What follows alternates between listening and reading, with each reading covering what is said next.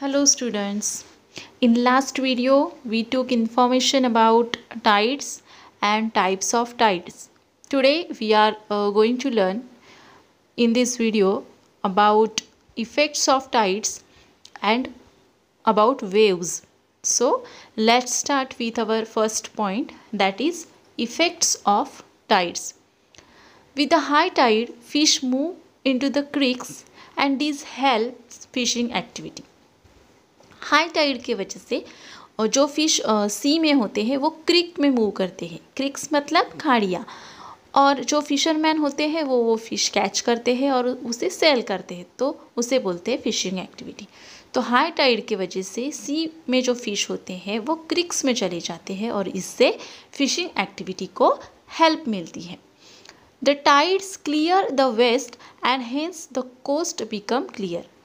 Tide के वजह से जो कोस्ट पे वेस्ट होता है, जो कचरा होता है, वो पूरी तरह से क्लियर हो जाता है और इससे जो कोस्ट है वो क्लीन हो जाते हैं। Ports do not get filled with sediments. High tide के वजह से पोर्ट्स जो है वो सेडिमेंट्स से फिल नहीं होते हैं। सेडिमेंट्स मतलब बहुत सारा कचरा, उसे एक हिंदी में मल ऐसा कहा जाता है। तो पोर्ट जो है वो सेडिमेंट से फिल नहीं होते। Ships can move up to the ports during high tide. जब हाई टाइड होती है तो जो शिप्स होती है, जो सी में होती है, वो पोर्ट्स तक लाई जा सकती है, क्योंकि हाई टाइड में वाटर लेवल जो है वो सी कोस्ट के नज़दीक होती है और इसी के वजह से शिप्स जो है वो पोर्ट तक लाई जा सकती है।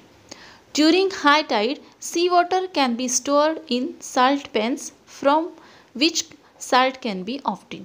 तो हाई टाइड के दरमियान हम क्या कर सकते हैं, वो सी वाटर जो है वो सॉल्ट पैन में स्टोर किया जाता है और उसी से बाद में सॉल्ट बनाया जाता है। The tidal force can be use to generate electricity. Tide का जो फोर्स होता है, जो एनर्जी होती है, उससे इलेक्ट्रिसिटी जनरेट की जाती है। A lack of an understanding of the timing of high and low tides may cause accidents to swimmers entering the sea. जो स्विमर्स सी में स्विमिंग करने के लिए जाते हैं, उन्हें हाई टाइड और लो टाइड का जो टाइमिंग होता है उसकी समझ नहीं होती है, नॉलेज नहीं होता है, और उसी के वजह से उनके साथ एक्सीडेंट्स होते हैं। The tides help in maintaining the mangroves and the coastal biodiversity. Tide के वजह से जो मैनग्रोव्स के प्लांट होते हैं वो, और कोस्टल की जो बायोडाइवर्सिटी होती है, जो विविधता होती है, वो मेंटेन होने में हेल्प मिलती है। Our next point is timing of the tides change daily. तो टाइड का जो टाइमिंग होता है वो हर रोज़ चेंज होता रहता है। The tides are continuously occurring phenomena. Tides जो है वो कंटिन्यूसली होने वाला एक नेचुरल इवेंट है। After reaching the maximum water level during high tide, the low tide sets in. High tide की जो मैक्सिमम वाटर लेवल होती है, वहाँ तक जब हाई टाइड पहुँचती है तो वहीं से लो टाइड शुरू हो जाती है। Similarly after reaching the lowest water level during low tide, the high tide sets in. उसी तरह लो टाइड का जो लोवेस्ट वाटर लेवल होती है, वहाँ तक जब लो टाइड पहुँचती है तो वहीं से हाई टाइड जो है वो शुरू हो जाती है। There is high tide and low tide twice a day generally. मतलब वन डे में, एक दिन में, हाई टाइड्स और लो टाइड्स जो है वो 2 टाइम्स होती है। The time difference between 2 high tide is of 12 hours and 25 minutes. तो दो हाई टाइड्स के बीच का जो डिफरेंस होता है टाइम का, वो 12 आवर्स और 25 मिनट्स का होता है। Our next point is waves. Waves यानी कि लहरें समुंदर में आती है, आपने देखी होंगी। सी कोस्ट पे जाते हैं आप, बीच पे जाते हो घूमने के लिए, तो उन वेव्स के बारे में आज हम पढ़ेंगे। If you blow air over hot milk और T while drinking, ripples are generated on the milk or the tea. जब आप गर्म चाय पीते हैं या दूध पीते हैं, उस गर्म चाय या दूध पर अगर आप एयर ब्लो करेंगे, फूंक मारेंगे, तो उससे क्या होगा, उस चाय पे या फिर उस मिल्क पे रिपल्स जनरेट होंगी। ऐसे लहर क्रिएट होती है। In the same way because of the force of the wind water appears to be moving. तो इसी तरीके से विंड का जो फोर्स होता है, हवा का जो फोर्स होता है, उससे वाटर जो है वो मूव होता है। The sea water gets push by the wind and ripples are generated on the water surface. These are called waves. तो हवा के वजह से, विंड के वजह से सी वाटर जो होता है वो पुश होता है और वाटर के सरफेस पे रिपल्स जनरेट होती हैं, लहर फॉर्म होती है। दीज आर कॉल्ड वेव्स, और उन्हें ही हम क्या कहते हैं, वेव्स कहते हैं। The sea water moves up and down और slightly forward and backward due to the waves.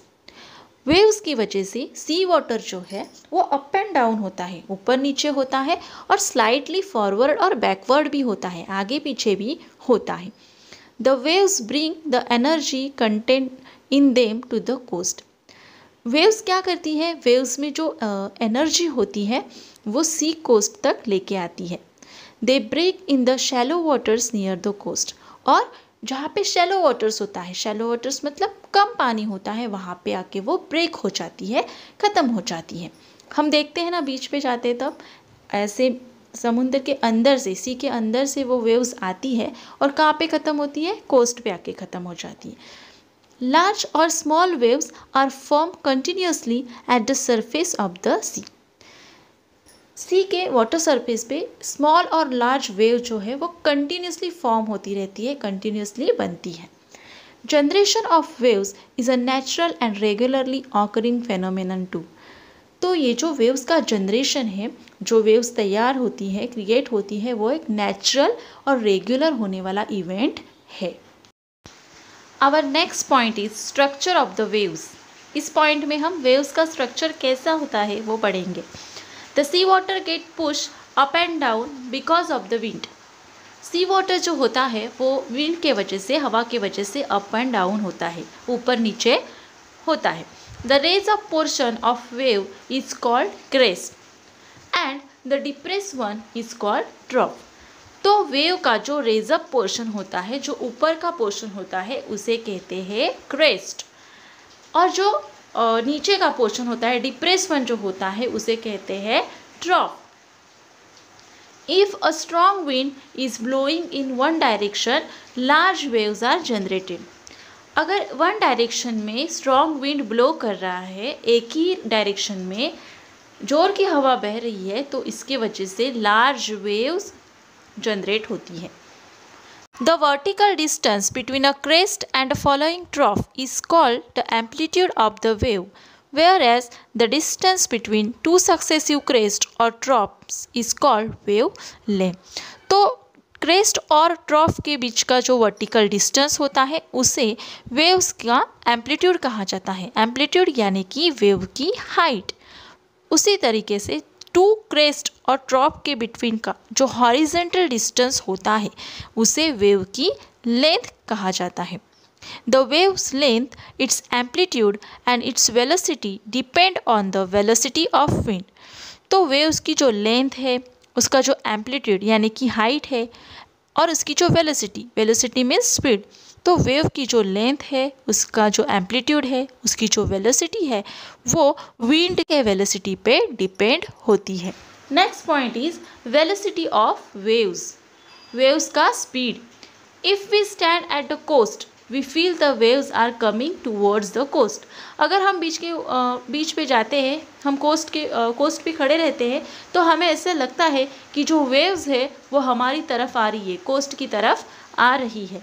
If a floating object is thrown at a distance in the sea, we find the object moving up and down at the same place. लेकिन अगर हम कोई तैरने वाला, float होने वाला object C में फेंकते हैं, थ्रो करते हैं, तो वो ऑब्जेक्ट जहाँ पे गिरता है उस प्लेस पे ही अप एंड डाउन होते रहता है, ऊपर नीचे होता है। It does not come to the coast. वो कोस्ट तक नहीं आता है। जो ऑब्जेक्ट हम सी में फेंकते हैं, थ्रो करते हैं, वो ऑब्जेक्ट वही पानी पे अप एंड डाउन, ऊपर नीचे होता रहता है, वो कोस्ट तक फिर से रिटर्न नहीं आता। It means the water forming the wave also does not come to the coast. इसका मतलब ये है कि जिस पानी से वेव्स फॉर्म होती है या तैयार होती है वो पानी कोस्ट तक नहीं आता है। Remember that the water in the wave does not move, what moves is the energy.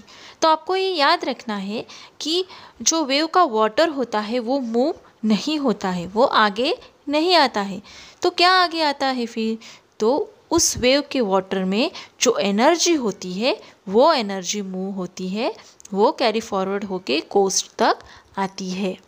The main reason of wave generation is wind, but at time due to earthquakes and volcanic eruptions occurring below the floor of the sea, waves get generated। जैसे हमें पता है कि wave generation का main reason जो है वो wind है, हवा की वजह से वेव्स जनरेट होती है। लेकिन कभी कभी सी फ्लोर में मतलब समुद्र के नीचे अर्थक्वेक्स होते हैं, वॉल्केनिक इरप्शंस होते हैं, इनके वजह से भी वेव्स जनरेट होती हैं। Such waves assume a great height in the shallow waters near the coast. तो ये जो वेव्स होती है जो अर्थक्वेक्स और वॉल्केनिक इरप्शन के वजह से फॉर्म होती है, वो वेव्स जब सी कोस्ट तक आती है तो उनकी हाइट जो होती है वो ग्रेट होती है, बहुत बड़ी होती है। These waves are very destructive. और ये जो अर्थक्वेक्स और वॉल्केनिक इरप्शन के वजह से जो वेव्स फॉर्म होती है वो बहुत ही डिस्ट्रक्टिव होती है, बहुत नुकसान होता है उन वेव्स के वजह से।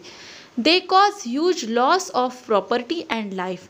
इन वेव्स की वजह से प्रॉपर्टी और लाइफ दोनों का बहुत ही नुकसान होता है।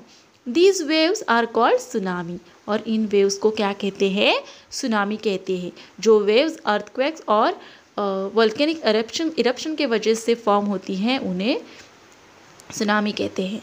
इन 2004 tsunami waves were generated because of the earthquake that took place near Sumatra island of Indonesia. तो 2004 में ऐसी ही एक सुनामी सुमात्रा आइलैंड के पास इंडोनेशिया में हुई थी। They devastated the east coast of India as well as of Sri. और उस सुनामी के वजह से इंडिया का जो ईस्ट कोस्ट है वहाँ पे और श्रीलंका में बहुत ही नुकसान हुआ था। The waves cause erosion along the headlands and create beaches in the protected location in the bays. तो वेव्स की वजह से सी के अंदर जो हेडलैंड होती है, जो लैंड होती है, उसका इरेजन होता है। मतलब उसकी इरेजन होना मतलब वो घिसती है, वो जो लैंड होती है वो वेव्स की वजह से घिस जाती है। और उसी तरह बेस मतलब उपसागर जो होते हैं वहाँ पे वेव्स की वजह से बीचेस फॉर्म होते हैं।